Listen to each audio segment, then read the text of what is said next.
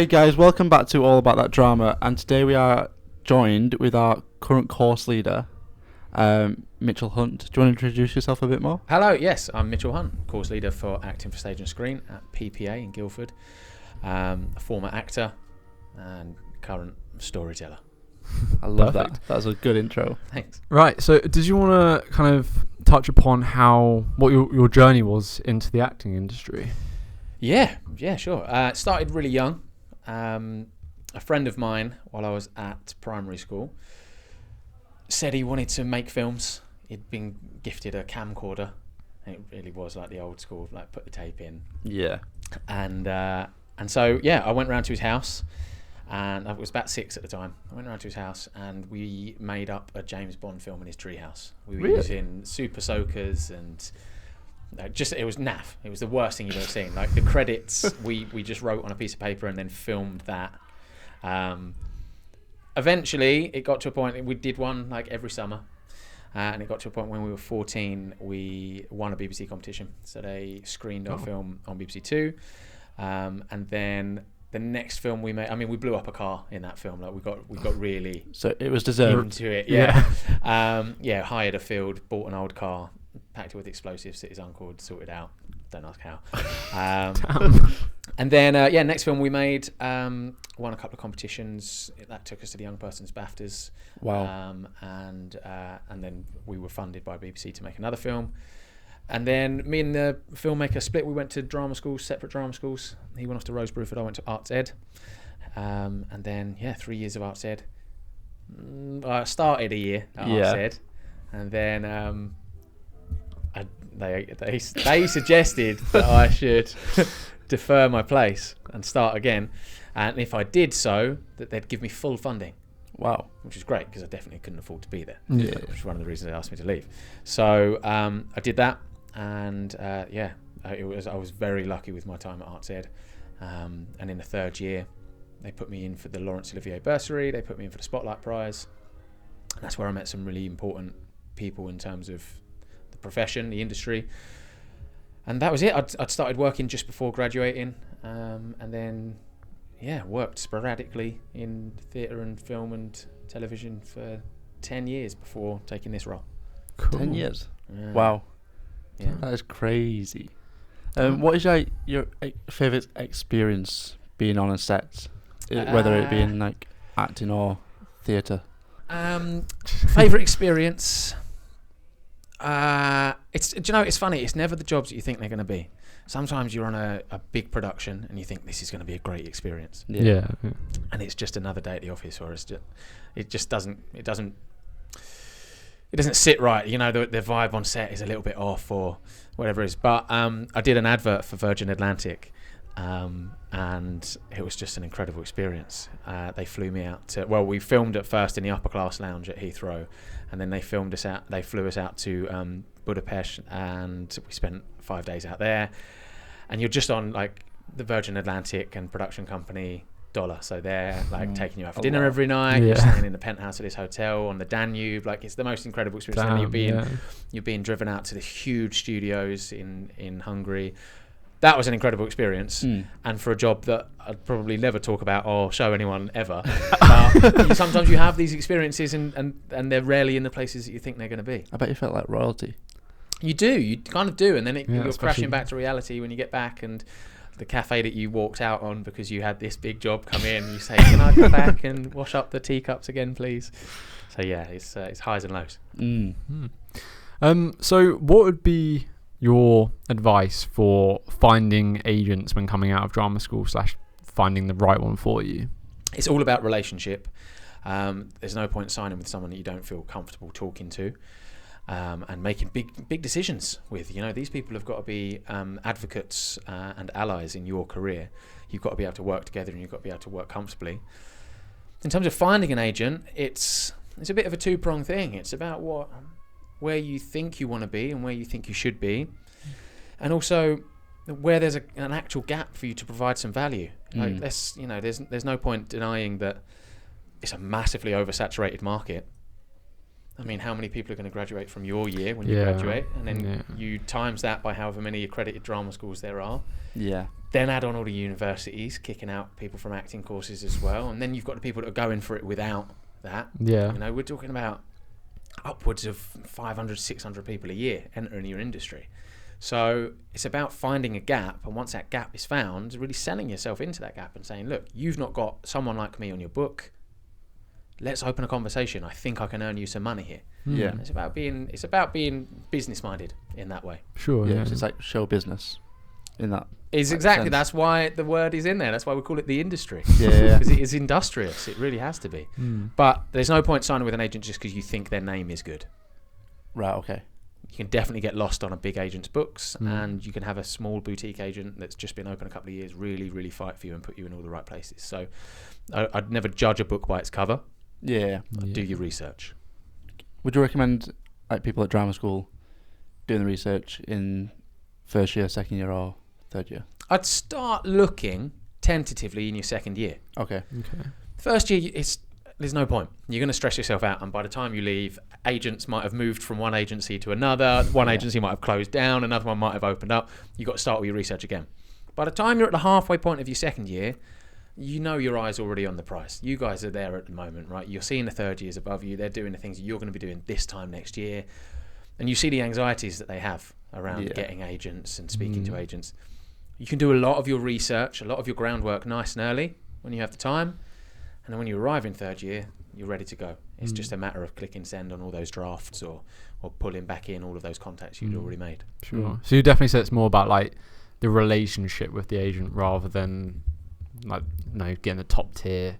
Absolutely, yeah, it has to be. There's, obviously a top tier agency has access to all the big rooms, but I can find you quite easily looking at IMDb Pro or what have you, 10 actors that you admire with agents that you've never heard of, But then I can show you 10 actors that aren't working with agents that you've definitely heard of.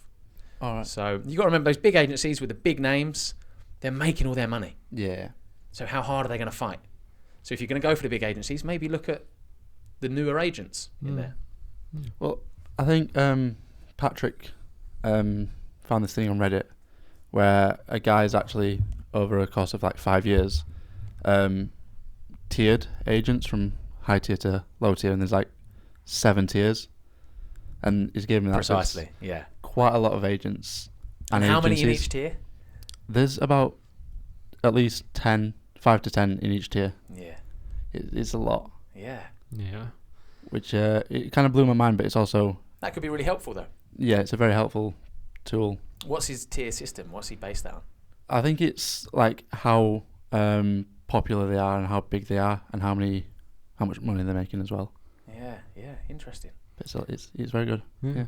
Out of curiosity, what made you come to the decision to go into drama school rather than just trying to get into the industry without drama school? What was that drive? No one in my family had a degree, and I thought that might be a good thing to do, to tick that off. Also, it was kind of the thing to do. You know how it is. You say, I'm going to be an actor. And someone goes, you go to drama school then? Yeah. Oh, yeah, okay, so that's where I need to be. There was a part of me coming out of drama school that felt like I'd shed a lot of what probably made me more castable. Ironically, when I came out, I was having to audition for roles and trying to fit myself back in to being the character that started at drama school 4 years previous. So you've got to be careful not to lose yourself in the process. Whilst, smoothing off all those edges and finding that refinement and finesse in your performance, you still got to keep that essence of who you are, because that's the thing that's going to book you the jobs.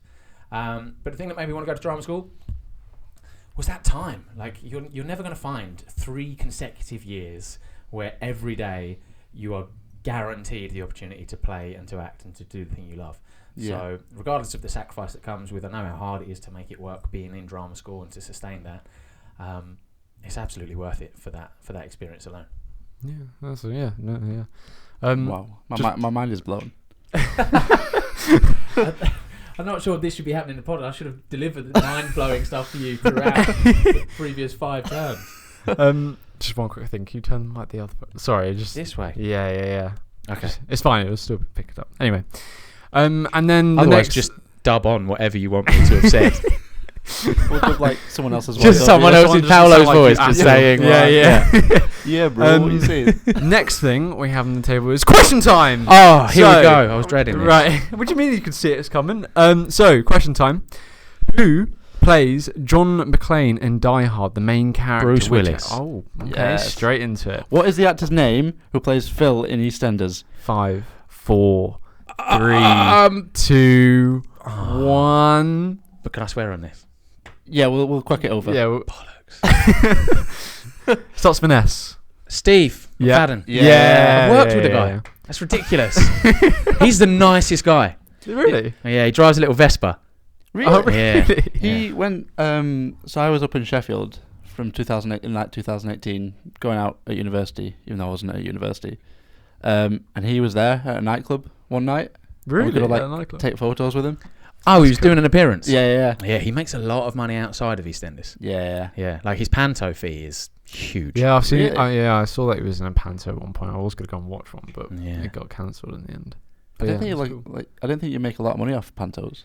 If you're a name, and Mm. like that's what they're selling tickets off, yeah, he makes a lot of money in panto. Ooh. So you got the chance to speak to him a lot then when you were on at the EastEnders? I kind of didn't really. I kept myself to myself. I was also playing a role that you don't really, bit you can't hard. be friendly with people because the Sure. whole point is people are meant to hate you for what you've done. Yeah. Yeah. But yeah, a few of them I was friendly with, but yeah, like some of the bigger names I just Stayed away from. yeah, Yeah. because you don't want to make a nuisance of yourself. Everyone's there doing a job. Sure. Yeah, What was it like being on the set? It's obviously big. I mean, EastEnders is a big soap, so like. yeah. It was to be honest, because it was the first job I did coming out the back of drama school, and that was a big deal. That was all the time I'd been at drama school, and everyone in my family that I was telling that I was going to be an actor or I was training to be an actor, they'd say, "Oh, you've made it when you've been on EastEnders," and then you book EastEnders as your first job, and you go, "Cool, what's next then?" So Yeah. they're like, "So now you're going to get a real job?" Thanks, man. So the set was so iconic. Obviously, when you're in the pub, or you're in the laundrette, or you're in the cafe, and all of the these places, and suddenly they move a wall out, and they bring another camera in, and you're shooting 4 cameras at once, and you only ever worked with one or two at a time, and it's just moving. It's just a machine, Yeah. and you've got like different episodes shooting at different times, all on the same Really? lot. Oh, And then really? Albert Square is this tiny little rectangle. It's not square at all. And you're trying to get your head around all of that. And you're new in the game. You're really green. And you're trying to pick up these things. And it was a trial by fire. Going back there the second time, different role, different storyline, like 8 years on. That was chill. Yeah. It was really nice. You had that experience. Yeah. And it was quite nice to have had that moment to come back to something where I could remember the nerves and the fear that came with that being the first job and the first experience, and then coming to being like, oh yeah, I know, fair enough. There's been a nice like gap between these two moments. Sure. Do you think that was more of like a first job thing though, just because it was not necessarily because it was something like EastEnders, but just because it was your first time going out there after drama school and stuff? Yeah, I shot Called a Midwife at the same time as doing the EastEnders thing, and it was the tiniest part ever, and I got all my family to sit round to watch that episode, and all my lines were cut. So it Really? just became a non-speaking. I think I had like one line in the end or something, and it was a real moment of oh, that can definitely still happen in the editing room. Kind of looking around like, sorry guys, that's it. We can turn it off now. So do you not get told that like the cut then? No, and do you know what? It was one of the best lessons that I could have learned, and I learned it really early on. That your job exists in the moment between action and cut. Obviously all your prep leading up to that day, but as soon as you've wrapped on a day, you have to let it go, and you have to know that you've done your job and that it's out of your hands now. You were one part of that big machine, and now someone else has got to do work with the stuff that you've laid down, and that's it. You can't have any like sense of ownership or entitlement or possessiveness around it. Sure. You just got to do the job as it exists and then walk away. So it was a good lesson to learn. Yeah. But Definitely. yeah, a little bit awkward in the moment. Very humbling. Yeah, yeah. Especially when you're like, you come out and you're all cocky and you're booking your first jobs and stuff, and you're like, watch this. Oh, it's done actually. That was all of it. Sorry. It's interesting though how I didn't expect him to film different episodes on one. No, I didn't. Yeah. time. So you have when you're doing soap, you'll have 4 directors typically working at the same wow, time right. Okay. on different blocks. And a block would be maybe 6 episodes. So they'll be working like potentially 24 episodes Wow. Right. over 3 months. And you might be jumping between blocks. You might be doing a storyline for someone here and then your own storyline here and then little bits there. That gets very confusing. And all your scripts are different colour, your different colour blocks. Yeah, it's a real, like, sometimes you see the leads and they've got, like, they're in a green room with their scripts stacked up. And you're just like, yeah, it's hard work. Yeah. So we talked about having tattoos earlier, and you got some fresh ones. Yep. Some fresh tats. So has that affected, like, you working in the industry at all, or? No, that's not to say it wouldn't affect. I was really clever. I kept all my tattoos on my torso until I was decided that, you know, I'm out of the acting game, or any roles that I take now won't necessarily matter for tattoos. And so I've only just started to move on to my arms. If you keep them hidden and they're small or subtle and they can be covered, then yeah, it's not really. I mean, look at Tom Hardy, for instance. Yeah. But then he is Tom Hardy. But then I can't really remember a time that he didn't have all the tattoos. The Band of Brothers scene where he's naked, he definitely doesn't have any then. No, Bronson. He had tattoos in Bronson, but didn't they cover him up? Maybe covered. I mean, he's got the drama faces as a tattoo, and he just has it openly in a film. People are willing to suspend their disbelief. But it's kind of like anything that you want to do. That's because it's you, and what we're looking for is authenticity in the industry. So yeah, if it's something you want, then because you got tattoos, right? Yeah, I've got one on my back and then 2 on my arm. Are you concerned about having them? Well, I made them purposely just under the sleeve. Cover it, yeah, just in case. But I would never get any, like, at the minute anyway, on like the lower arm or legs. Yeah.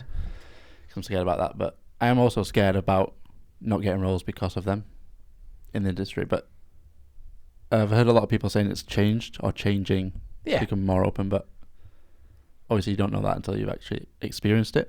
Yeah. Which is, Yeah, I think as much as you can do to remove any fear that you have before you go into a casting room is important. If you go in a casting room, someone says, "Oh, you got a tattoo.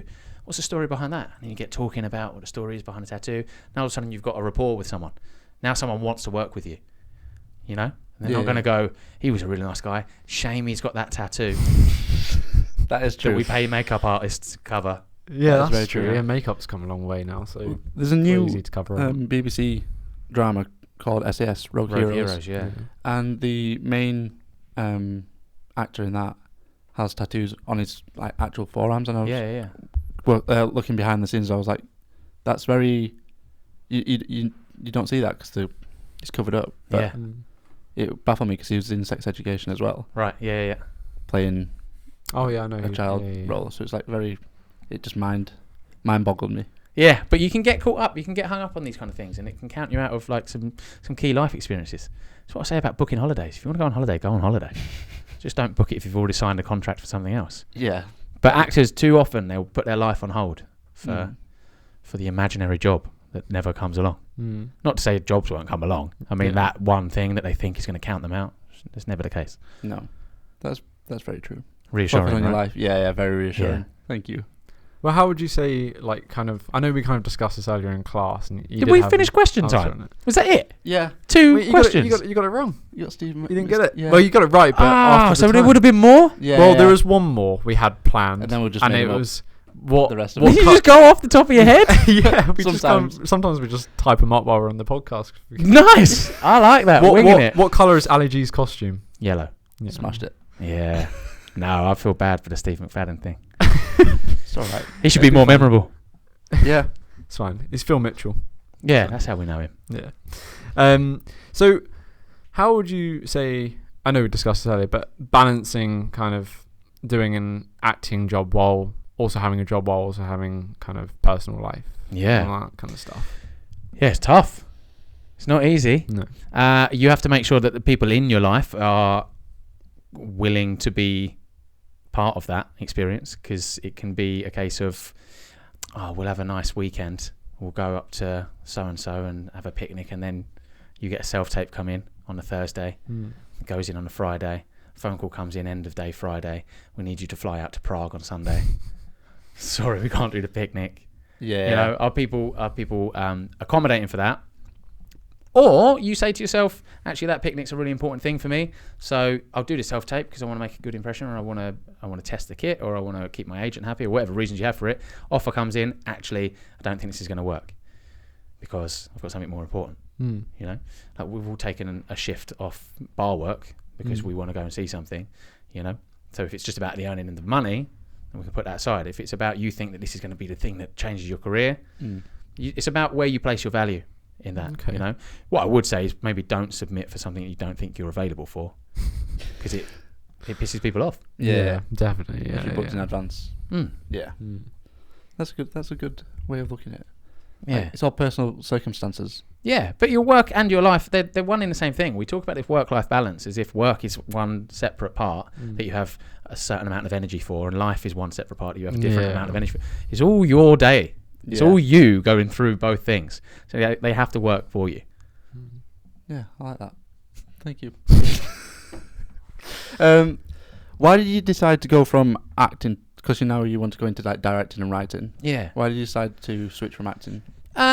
Because kind of in the way that I got into acting, it was always about crafting my own stories. Okay. Or feeling like you're a part of a storytelling process. And for a lot of the time in the acting game, you can be telling someone else's story, a story that maybe you don't want to tell, or that you don't feel like you have much creativity within. We all need to make money, and it's fine. I don't like using acting just to pay bills. Yeah. You know, I want to be enthused by it. So for me, writing and directing is a way for me to have more ownership over stories and be a part of that collaborative, creative process from the off, as opposed to arriving into something as it's already rolling, trying to keep up with the flow of it and then stepping back off the train and seeing it pass you by. You know? Yeah. So, but that's just for me. For some people, it's a really good fit in terms of they can come in, they can do their thing, and like I say, it all exists in the moment that you're working. So, would you ever go back to acting, or even if it's your own directing piece? Yeah, I think I finished on a film just before COVID, and those guys, if they ever call for a role, I'll always work with them. Yeah. There are certain people in the industry you'll always want to work with, regardless of your scenario. You'll make it work. But in terms of the faceless kind of submit a tape for someone I don't know and working with people, I just want to work with people that I want to work with now. But I think that's a lot of the industry. I think that's why it's important to make good connections or positive connections early on with everyone that you interview and audition for. Build that network. Yeah. Straight from the off. Yeah. It's all about the networking. That's another. Actually, you know what? How would you say you found networking while being in the industry? Was that tough? Yeah. I'm a really awkward social drinker.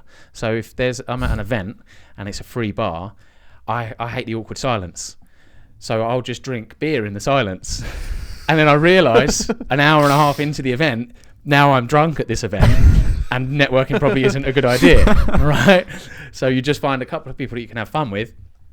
But for me, I get really awkward with that. I prefer for the work to be the thing that sells you. And you've just got to know that every audition you go into in those first 1 or 2 years of your career, that's all investment. Like you're laying down the foundations for the rest of your career, for those relationships to take flight and for you to book stuff further down the line. You get hung up on it being that one thing in the moment, you're missing the point. It's about making a good impression of yourself, a good account of yourself, and proving yourself a reliable actor in the industry that people want to bring back and bring back and bring back. So networking for me definitely kind of happens in the room or at those events. Like the Spotlight Prize was a good one. Anytime that you can showcase your work and then you can fall back on that. Yeah. Bring it up into like conversation and stuff. Precisely. It gives you something to talk about. I'm not very good with the small talk stuff, but I relate it to, now I've got a little boy. When you're at parties, you talk to the other parents because you talk about your kids. Yeah. It gives you something to talk about, a shared thing that you're talking about. So when you're at one of those events, if you can bring the work into it, then you're talking about your work and then it's fine. It's like you're acting as your child. It's like acting was my little baby. Metaphor. Great allegory. I like that. Analogy. Yeah. So, was it my question now? Yeah. Oh. Perfect. Sorry. I love the synergy here. So what's kind of, I know you've mentioned obviously you're going into more the directory route. What's next for you after PPA? Have you got any Yeah, well, I'll plans be en route and directing set? here at PPA Yeah. in the new year. I'll be directing the final third year public performance, Afterlife. Ooh. Yeah, I'm really excited about it. It's a play that I'm really passionate about, so I was glad when they asked. And it's really nice to be able to work with those guys again. So I've seen them through the majority of their training here. And then writing, that's kind of the main focus at the moment. And just kind of seeing what opportunities come up. But again, it's not about, for me, it's never about just doing it because that's the title I'm giving myself. I don't just want to do something because then I'm doing it. You're doing it for because you love it. And, It needs to be the right story. It needs to be the right fit. Yeah. So I don't know what's next to answer your question, really. That's fair enough. Yeah. I was going to ask what Afterlife is about, but I'm not gonna. I don't want to ruin it for myself. So There is a clue in the title. Death. Afterlife. Oh. I thought when I first saw it, I thought it was the Ricky Gervais. It'd be strange for us to stage that, wouldn't it? Yeah. I was like, how is Also, that gonna imagine work? having a dog here. Yeah, and That'd be nice. Mm. Little PPA pup. An alive prop. Would it be a prop? No, I don't think you call could it call it cast. We have to give it yeah. the respect it's due. Yeah. you have to pay it. How would you say you found, obviously, going from acting into teaching? How was that? Yeah, it was actually something that was really easy for me because I used teaching as a way to supplement the acting. As soon as I come out of drama school, I'd be teaching in between acting gigs. Yeah. Or running workshops. Run workshops in youth offenders prisons, in male Cat B prisons, and so it's a drama facilitation, youth workshops, a lot of teaching in kind of the Saturday schools, and then in performing arts colleges and degree courses. Yeah. With PPA, for instance, I've been working with these guys for about 7-8 years now. Yeah. At first I'd come in and just cover a few classes, then I was a screen acting teacher, and then I was acting teacher with the MTs, and each time I kind of spiral up. They're in a new building, it's bigger and better, and then this time obviously I'm coming as course leader, and it was quite an easy transition because it was always something that I used supplementary to that. I just like working with young performers, young adult performers. I don't really like teaching kids anymore. Yeah. Why is there? It's a lot of energy you need. You need a lot of energy. Yeah. So, and half the time you spend just being a clown, you know. Yeah. It's not like. You're screaming in a 7-year-old's face like, "What's your objective?" I don't know. I wanna go Get out. Although to be fair, And then you've got parents complaining. You say, a good game of not high enough four stakes. square's good though. good game of Foursquare. Or Yeah, if the six kids could table keep or- up, then maybe I'd go back to teaching kids. They don't present the challenge that you guys do. We will definitely be That needs to keeping become a that game game on. show. I'd That does hope need to so. become a real game show. What, on the podcast? Foursquare. No, Oh, you just mean a game show? like on Netflix or something. You could make that It's a very legitimate fun. league sport. Yeah, Everyone would get involved. It is good fun. it is very tense. But yeah, so you enjoy the process of teaching and stuff like that.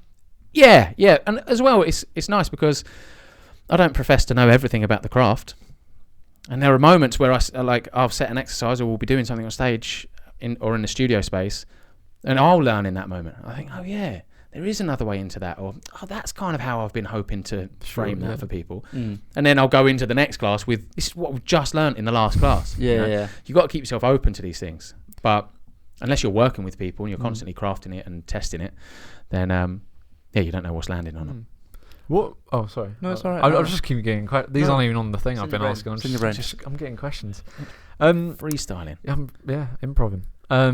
What would you say obviously this is going to be personal to you, but what would you say the most useful technique you've learned out of the industry or drama school that you use to help in acting? Like, obviously, you got the Meisner technique and then like the what ifs and all that. Yeah.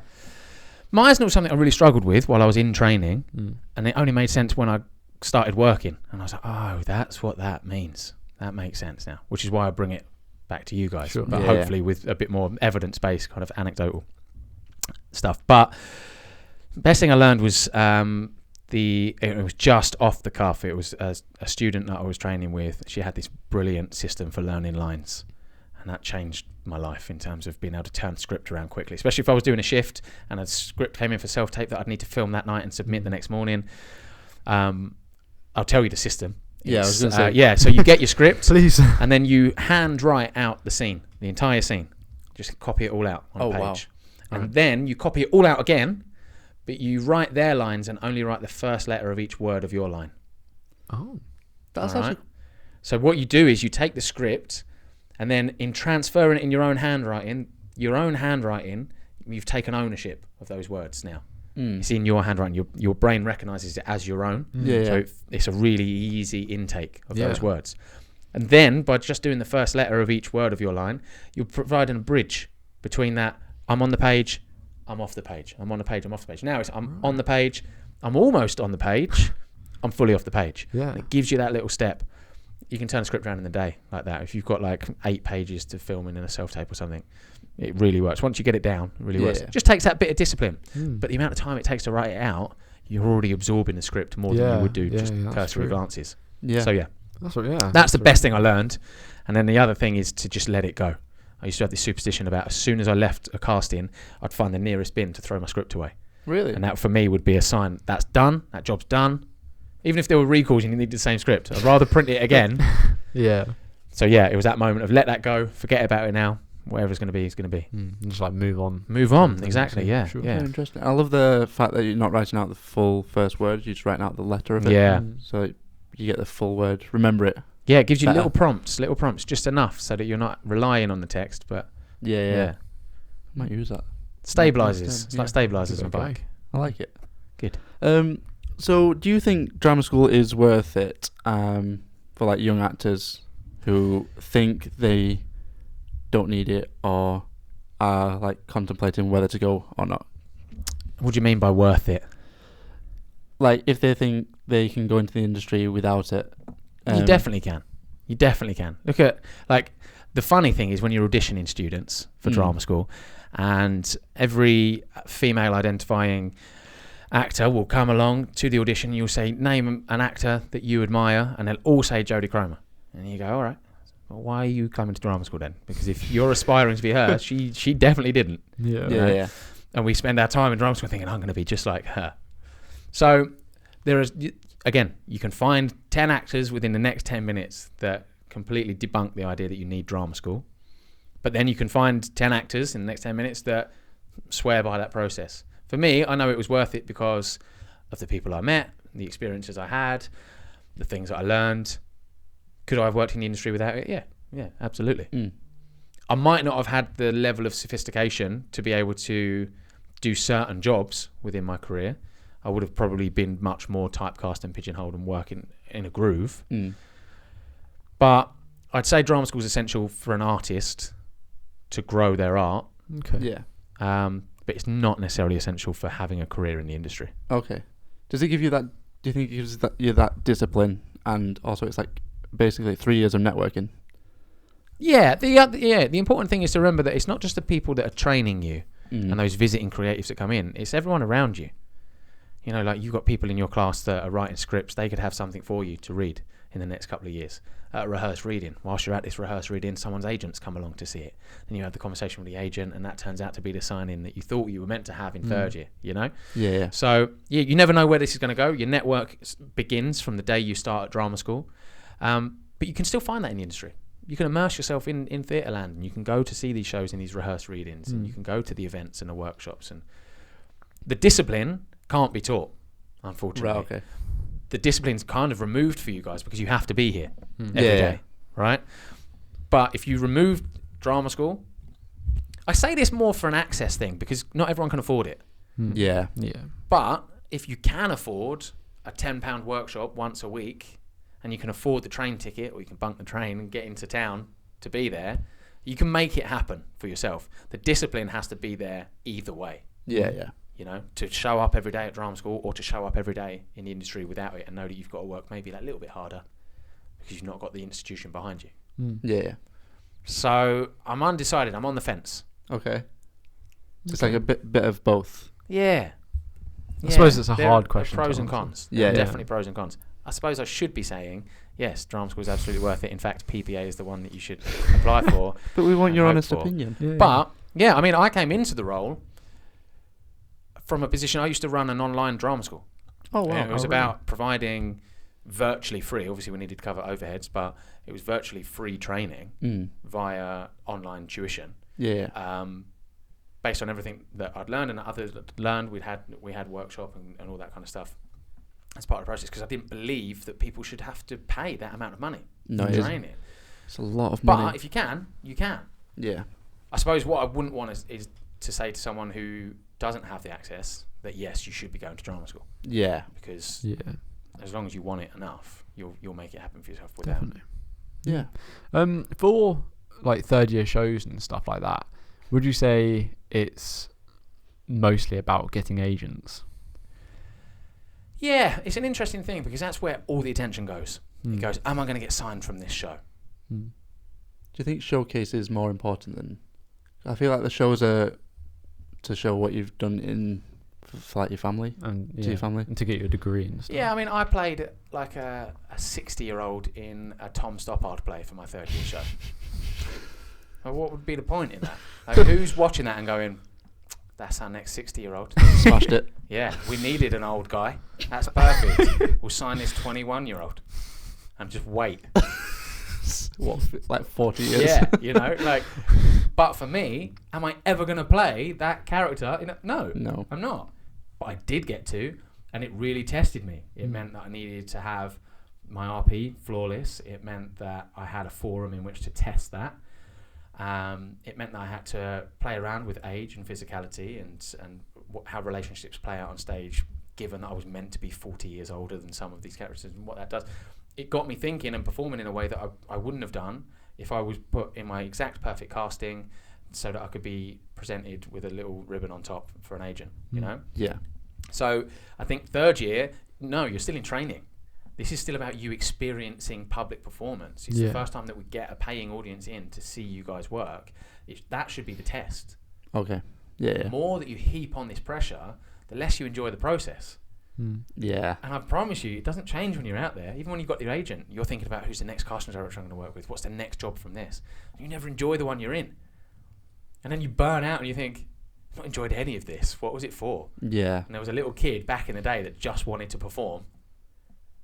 And every time you do it, you're forgetting that little kid is succeeding beyond their wildest dreams. Yeah. That's making me emotional. Yeah, you should. Wow. Honestly, like the 12-year-old kid thing is something that I think about a lot. When I think about if I'm having a down day, like, oh man, I missed out on that thing. And I think, just if you could go back into school, if you could just, as an adult, wander into a school and come up to this child who looks remarkably like you and say to him, in 15, 20 years' time, you're going to be sat across a table from blah, blah, blah. Yeah. Working a script with them. They're going to compliment you on something like you wouldn't believe that. You would be mind blown. Yeah. And then probably get arrested. But Yeah, and all the while you're being taken out. And you're going, don't forget, kid. You made it. I think it'd make it worse for your younger It'll self. be an intense experience for that kid. It's just a lot of therapy coming for him. That's why time travel doesn't exist. Yeah. Too dangerous. mental health. Exactly. So what would be your upcoming advice? What would be your advice for upcoming actors, whether they're going into drama school, whether they're choosing not to but still going into the industry? What would be your Or auditioning. auditioning? Be yourself. Be yourself. It sounds so trite to say it, but it's so true. There's no point trying to be what you think someone wants you to be in this industry, because it isn't what they want you to be. There are 1,000 actors that are actors. Yeah. You know when someone's an actor and you're like, ah. And then if you spend all your time with actors, then like you will just become actors. And then everyone's like, oh, I thought we were meant to be like real people. Yeah. So be yourself and trust in that. It's difficult when you're young. It's really difficult because you're still finding yourself and you're still convinced that there's another version of yourself that's meant to be presented in a room, and it isn't. So yeah, be yourself, trust in that, and don't apologise for it. Okay. Cool. Well, there's technically only one more question, Yeah. but it's not really a question. Ah. Should we say it at the same Yeah. time? Okay. 3, Okay, 2, 1. Are you gonna miss us? Ah. Nah. Yes, I am. And why not? Right, And thank why? you very much. Please. Yeah, I am actually. Yeah, but who knows? Maybe I'll be directing one of your third year shows. That'd be cool. Depending on what it is. Like, that makes sense. Depending on what it is. I'm if it's nervous, a story actually. I'd like to tell. Yeah. If you guys are decent parts in it, Maybe. you know, if you work hard. One day. Yeah, no, I'm going to miss working with all you guys. It's been an absolute joy. There's been a lot of ups and downs. But that's drama school, I guess. Drama school. Yeah. That's been awesome. having you as our course leader. Well, thanks very much. It's Thank been you. awesome leading your course. This You is never very know. formal right now. You never know in the future if we get into the industry and you're directing some kind of show, or whatever, we might end up auditioning for it. You never know. Yeah. That would be cool, wouldn't it? Connections. Imagine that. Networking. It's happening here. Just remember, if you ever need a 6'3" black-haired male or a 6'1" blonde I always brown. need them. I've got things on shelves I can't get to. That's all I'm used for. That's all I'm used for. Hey, that's your niche. Tall shelf man. Unique selling point. But yeah, that'll bring us to an end then. Wonderful. Thanks so much for having me on. Thank you so much for staying behind and doing our podcast. Yeah, it's with been us. an honour. I hope you've enjoyed it. I have. I was gutted to have lost out on the question round, but now I know that the questions would have just been ad-libbed from Just that point. random questions. I mean, I did have a question. What number am I thinking of? Sweating, like, I did have a question. He's It got was too like, many right. What is the most watched TV show of all time in America? But there was controversial what it actually was because Is it Friends? No, I thought it was Friends. it's between two. I think. Is it Dynasty? No, No, but that's Oh. it's pretty between. Should I say? Or Yeah. do you want one more guess? All right, one more guess. The News. That probably is Yeah, it. that's probably one of the most watched things. No, Go on. Breaking Bad or Game of Thrones. Well, of course, Game of Thrones. Yeah, it's- You know, I don't like Game of Thrones. I've never seen it. Really? Yeah, I watched the first episode and I was like, not for me. And someone said, no, you've got to get past the first episode. Watched the second episode, I was like, it's not for me. They were like, no, it gets good like halfway through the season. Yeah. So I watched halfway through the season, I was like, it's not for me. They said, no, after season 1, it gets I finished season 1. They were like, I said, I'm not doing it anymore. You've been gaslighted into watching Yeah, the whole I was season. really forced. And I forced myself through it. And I was like, every time I was like, I enjoy When it. you get to season I 8, don't know why I don't enjoy it. When you Everyone get to- loves it. It's the most watched in America. I don't Yeah. enjoy it, to be fair. I watched the first few episodes and I was like, it's just not for me. Americans, eh? Have you Weird seen people. Yeah, I watched all of it. it? Have you? I really like it. Oh, Yeah, good.